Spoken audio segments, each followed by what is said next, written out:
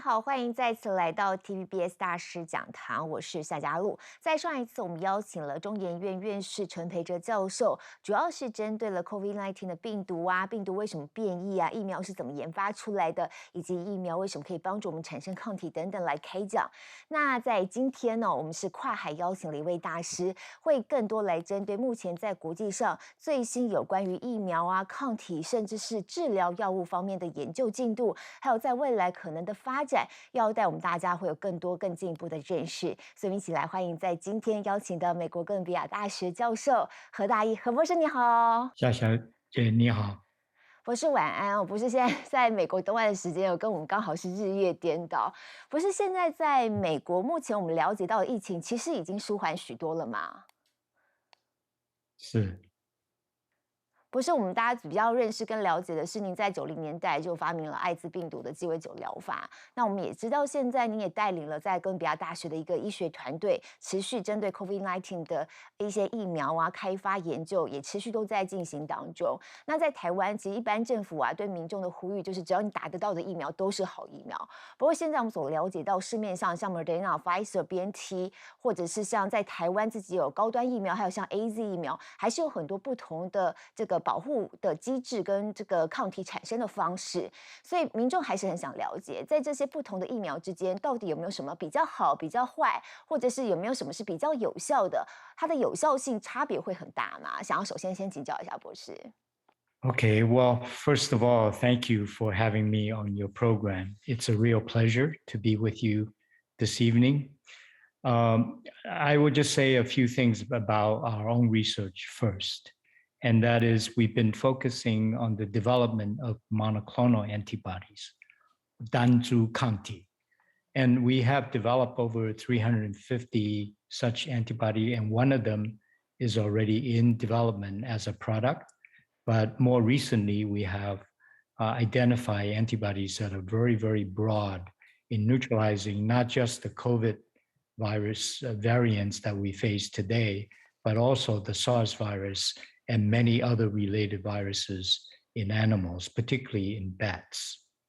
The other research area for my group is we're studying antibody responses, how they come up as part of vaccination, and how they then decline in time, how they act on the different variants of COVID-19 virus, and how they respond to boosts and how they correlate with protection against disease.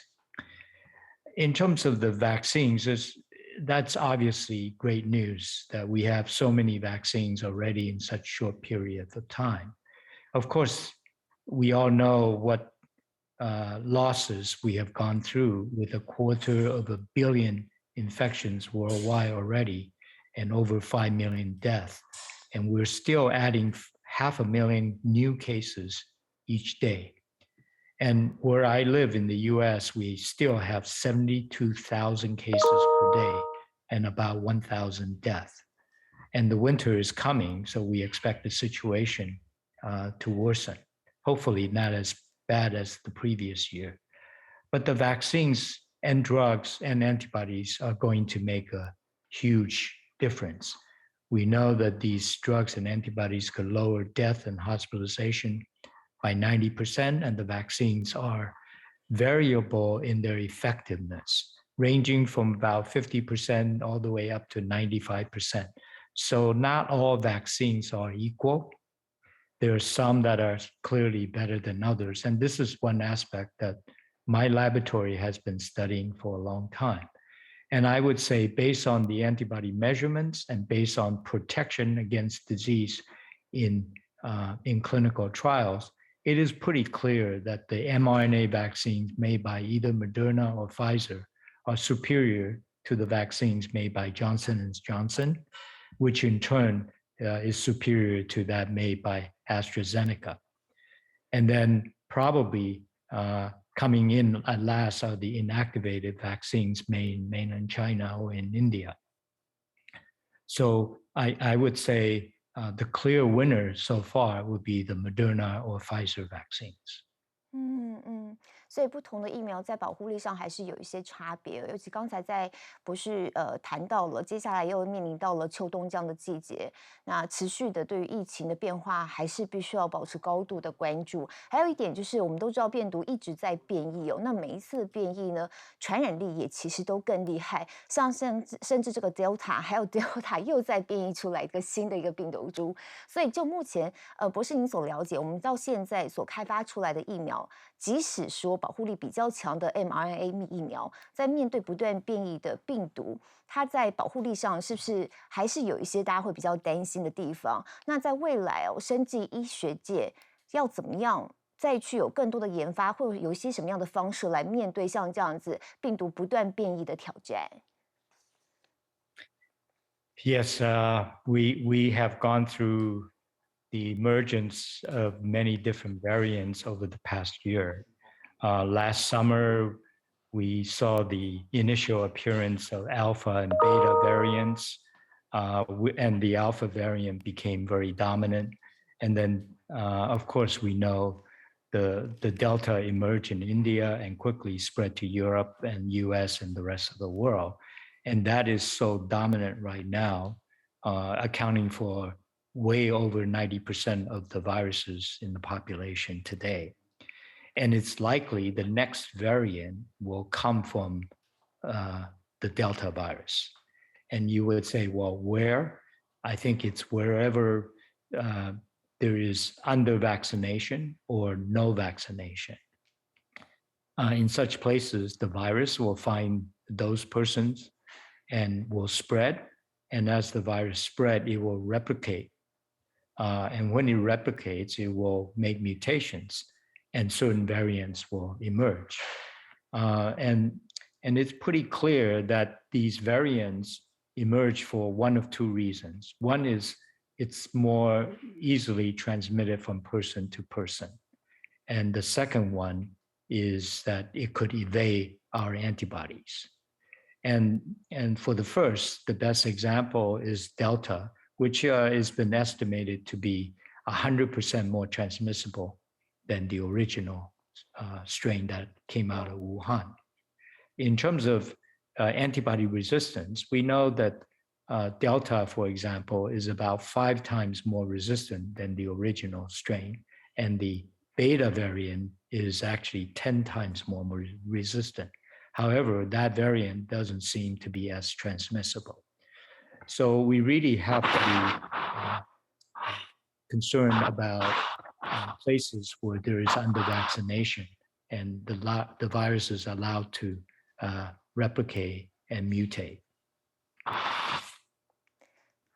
那就博士您刚才提到的这个数字听起来蛮吓人的，就每一次在病毒变异之后的传染的速度啊，成倍数的增加。所以就目前现阶段的这些疫苗，我们现在打在身上的这些疫苗，对于变异的病毒来说，还是有很强的保护力吗？或者是说，生技医疗界会不会接下来还想要再开发什么样的疫苗来去因应病毒不断的变异？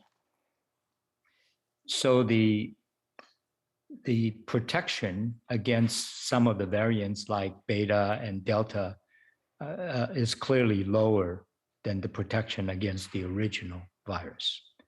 And that's been shown in a number of studies. But some level of protection still exists. And so I think the idea is to continue to vaccinate the population as much as possible and keep the virus replication down. And therefore, the chance of a nasty variant emerging would be smaller. And then, of course, the scientists are busy working on next generation vaccines. Some of them are directed to the Delta variant. And also, we are all working on vaccines and antibodies that would attack all the viruses in this family, including SARS-1 from almost 20 years ago, including the COVID-19, and those viruses that exist in bats. 所以一方面我们还是看到科学界持续的还是有研究的进度来针对不同的变种的病毒但同时我们看到各国的政策也都开始做一些不一样的调整，很多国家慢慢的都已经开放他们的国境了。现在说只有7%左右的国家是属于 Red Line Country、Red Line Border， 包含台湾也是在内，采取的政策目标跟方向是不大一样的。那么有一部分呢，就是想要走的是所谓清零政策 ，all clean。那另外就是 coexist， 跟病毒能够共存。就目前，不是你来观察全世界这整个疫苗发展的状态，还有包含了整个疫情现在的这个比较趋缓的这个趋势之下，您来看，像台湾现在好像还是比较走的要清零的这样的政策，是不是慢慢的也必须做一些调整跟转向呢？您的评估大概是怎么样？ Yes, I think, first of all, I should say Taiwan really did a fine job in controlling the pandemic as it first came out. So its early success became a model for the rest of the world. And in fact, Taiwan was highly praised by other countries, very much unlike US, which did a terrible job in the beginning. And of course, we all know Taiwan kept the cases down and the hospitalization and death to a minimum. And that sort of zero COVID policy with very strict quarantine has served Taiwan very well in throughout 2020. And it's pretty much similar to what mainland China does and what Hong Kong is doing. And up till recently, very similar to Australia, Singapore, New Zealand. The question is whether this is sustainable in the long term. The situation in 2021 is not the same as 2020. And I think, the world is striving to return to normal and to open up. And now we have a lot of tools at our disposal. We have lots of technological development now with vaccines, with antibodies, with drugs, and all of these are highly protective. For the vaccines, we already talked about the fact that they could reduce disease by 50% all the way up to 95%, and the antibodies and drugs could reduce hospitalization and death by up to 90%. So we really don't need to fear the virus as much as we did last year. We have the technological developments have allowed us to treat COVID like maybe flu.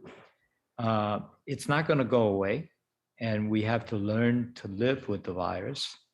It's going to be endemic. That is, it's going to hang around, but we hope with our tools, it won't do so much harm. So I think in the US, we're certainly moving toward normal.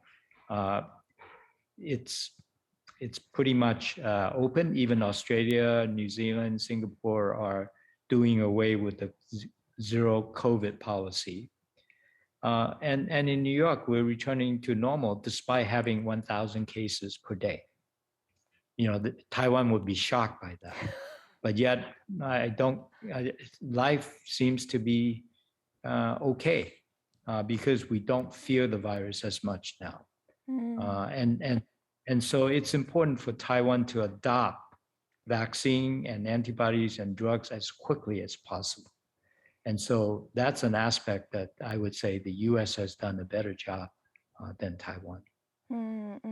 所以重点还是大家在心态上面调整看待这个疫情，在2020年跟现在2021年应该有一个不同的眼光毕竟已经有了这么多的疫苗啊，然后大家开始体内产生了抗体啊，甚至有更多的治疗药物。所以刚才博士不断的强调说我们不要害怕讲到现在纽约人的生活也慢慢的恢复到正常。我在昨天还播新闻，大家已经开始在跑马拉松了。